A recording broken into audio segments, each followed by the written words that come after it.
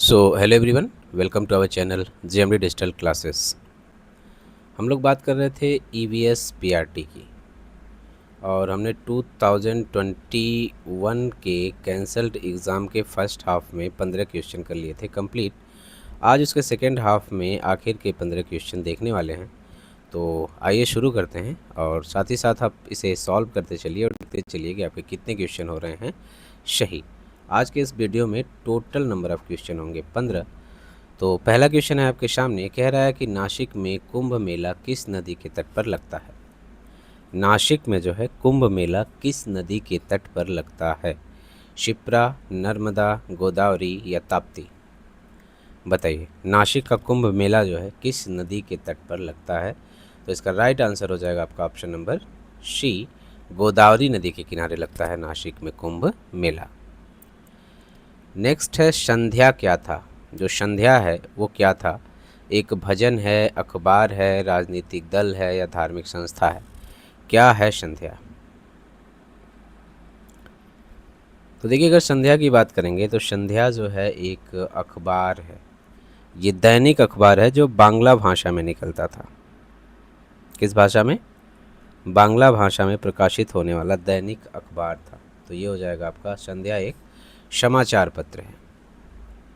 उत्तर प्रदेश राज्य विधान परिषद में कुल सदस्य संख्या कितनी है। उत्तर प्रदेश राज्य विधान परिषद में कुल सदस्य संख्या कितनी है। 100, 110, 80 या फिर 104। बताइए, उत्तर प्रदेश राज्य विधान परिषद में कुल सदस्य संख्या कितनी है। तो इसका राइट आंसर हो जाएगा ऑप्शन नंबर ए, 100 सदस्य हैं उत्तर प्रदेश के विधान परिषद में। अगर विधानसभा की बात करें तो विधानसभा में सदस्यों की संख्या है 403, विधान परिषद में है 100, लोकसभा में है 80 और राज्यसभा में यूपी की कितनी सीटें हैं। यूपी की राज्यसभा में मतलब यूपी में राज्यसभा की सीटें कितनी हैं। राज्यसभा की 31 सीट है। ठीक, विधानसभा 403, विधान परिषद 100, लोकसभा 80 और राज्यसभा की 31 सीटें हैं उत्तर प्रदेश में। हमसे विधान परिषद की बात की जा रही थी, तो 100 सदस्य हो जाएंगे विधान परिषद में। भारतीय ध्वज संहिता कब प्रभावी हुई। बताइए, भारतीय ध्वज संहिता कब प्रभावी हुई। 26 जनवरी 2001, 26 जनवरी 2002, 15 अगस्त 2001, 15 अगस्त 2002। कब हुई थी भारतीय ध्वज संहिता प्रभावी। देखिए, इसका राइट आंसर हो जाएगा आपका ऑप्शन नंबर बी। भारतीय ध्वज संहिता जो है 26 जनवरी 2002 से प्रभावी हुई है।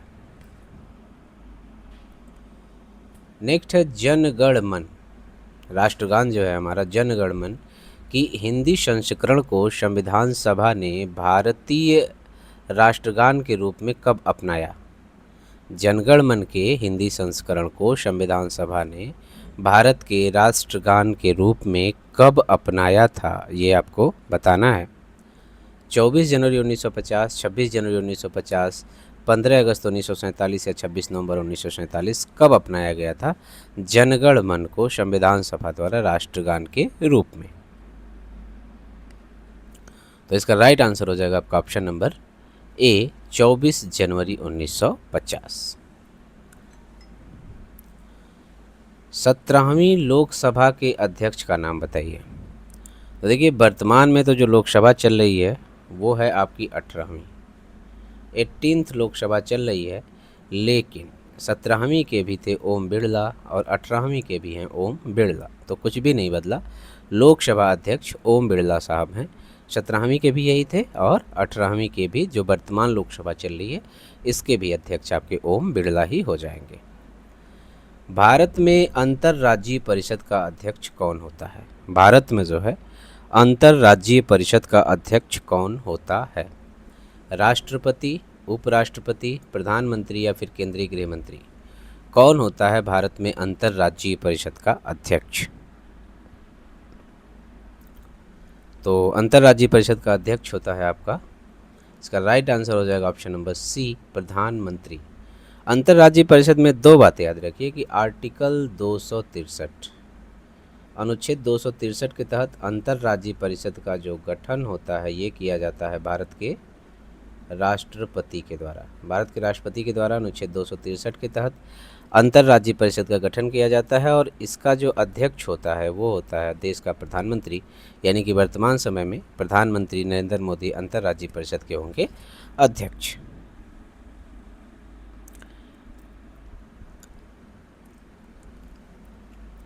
निम्नलिखित में से किसे अपने कर्तव्यों के पालन के लिए भारत के राज्य क्षेत्र के सभी न्यायालयों में सुनवाई करने का अधिकार होगा?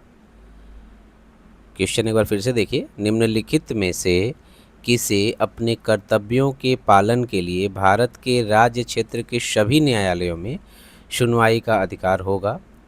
भारत के नियंत्रक एवं महालेखा परीक्षक, लोकसभा के अध्यक्ष, भारत के महान्यायवादी और भारत के प्रधानमंत्री। बताइए। तो इसका राइट आंसर हो जाएगा अटॉर्नी जनरल ऑफ इंडिया, यानी कि भारत के महान्यायवादी। भारत के महान्यायवादी की बात करें तो इनकी नियुक्ति की जाती है राष्ट्रपति के द्वारा। राष्ट्रपति जो है आर्टिकल 76 अनुच्छेद 76 के तहत भारत के महान्यायवादी की करता है नियुक्ति, और भारत के जो महान्यायवादी होते हैं उन्हें अपने कर्तव्यों के पालन के लिए भारत के राज्य क्षेत्र के सभी न्यायालयों में सुनवाई का अधिकार होगा, ऐसी बात कही गई है या इनको ये अधिकार मिला हुआ है। तो दो बातें, भारत के जो महान्यायवादी होते हैं इनकी नियुक्ति कौन करता है? राष्ट्रपति। आर्टिकल 76 के तहत ये भारतीय राज्य क्षेत्र के किसी भी न्यायालय में सुनवाई करने का इनके पास अधिकार होता है। वह जिला जहां गंगा नदी उत्तर प्रदेश में प्रवेश करती है, वह जिला कौन सा है जहां गंगा नदी उत्तर प्रदेश में प्रवेश करती है? मेरठ, बुलंदशहर, मथुरा या फिर बिजनौर? बताएं, राइट आंसर क्या होगा इसका? वह जिला जहां गंगा नदी उत्तर प्रदेश में प्रवेश करती है, तो वो जिला हो जाएगा आपका कौन सा? Option number D, Bijnor. Bijnor जिले से गंगा नदी उत्तर प्रदेश में प्रवेश करती है। निम्नलिखित नदियों में से कौन यमुना नदी की सहायक नहीं है? यमुना नदी की सहायक नहीं है गंडक, चंबल, बेतवा या फिर केन? बताएं, निम्नलिखित में से कौन सी जो है यमुना नदी की सहायक नहीं है? तो इसका राइट आंसर क्या होगा? इसका राइट आंसर हो जाएगा ऑप्शन नंबर ए, गंडक जो है ये यमुना की सहायक नदी नहीं है, बाकी चंबल, बेतवा और केन ये यमुना की सहायक नदियां हैं। भारत की सबसे ऊंची चोटी कौन सी है? भारत की सबसे ऊंची चोटी कौन सी है? नंदा देवी, K2, एटलस या फिर कामेट? कौन सी है भारत की सबसे ऊंची चोटी? बताइए इसका राइट आंसर क्या होगा? देखिए इसका राइट आंसर होगा आपका ऑप्शन नंबर बी, K2। इसको गॉडविन ऑस्टिन भी कहते हैं, गॉडविन ऑस्टिन भी कहा जाता है K2 को, और ये भारत की सबसे ऊंची चोटी है। वर्तमान समय में ये इसकी स्थिति की बात करें तो POK में स्थित है, पाक ऑक्युपाइड कश्मीर में स्थित है ये K2, जो भारत की सबसे ऊंची चोटी मानी जाती है। वह पठार जो ऑस्ट्रेलिया में स्थित है, बताइए ऑस्ट्रेलिया में स्थित पठार का नाम बताना है। कौन सा पठार है जो ऑस्ट्रेलिया में स्थित है? Colorado, Kimberley, Katanga, Patagonia? कौन सा पठार है जो ऑस्ट्रेलिया में स्थित है? देखिए इसमें जो राइट आंसर होगा हमारा वो क्या हो जाएगा? किम्बरले। किम्बरले का पठार जो है ये ऑस्ट्रेलिया में स्थित है। किम्बरले का पठार कहाँ स्थित है? ऑस्ट्रेलिया में स्थित है। उत्तर प्रदेश का वह जिला जो बुंदेलखंड पठार का भाग नहीं है। उत्तर प्रदेश का वह जिला जो बुंदेलखंड पठार का भाग नहीं है। हमीरपुर, ललितपुर, मिर्ज़ापुर या फिर झांसी? बताइए। उत्तर प्रदेश का वह जिला जो बुंदेलखंड पठार का भाग नहीं है वो कौन सा हो जाएगा? इसका राइट आंसर हो जाएगा आपका option number C, Mirzapur. Mirzapur Bundelkhand पठार का भाग नहीं है।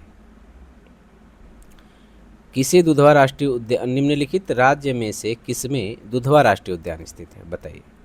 दुधवा राष्ट्रीय उद्यान कहाँ स्थित है? उड़ीसा में, मध्य प्रदेश में, उत्तर प्रदेश में या फिर उत्तराखंड में?